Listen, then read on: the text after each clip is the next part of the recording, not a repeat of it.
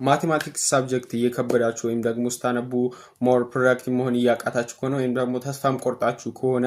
የግድ you should watch this video and ከዛ በተጨማሪ ደግሞ ለነገራችሁ የሚፈልገው ነገር ማቴማቲክስ የስኪል ጉዳይ ነው እንጂ ያን ያክል ማተር የሚያደርግ ይሄ በተፈጥሯዊ የሚመጣ ነገር ወይም ደግሞ ይሆን አላ ስፔሻሊ የሆኑ ሰዎች ብቻ ጊፍትድ የሆኑ ሰዎች የሚያደርጉት ነገር ምናምን አድርገን የምናስበው ነገር አለ እሱ ትክክል አይደለም ለኢንትራንስ ኤግዛም ፕሪፓሬሽናችሁ ማቴማቲክስን እንደ ፕሪፔር ማድረግ እንደምትችሉ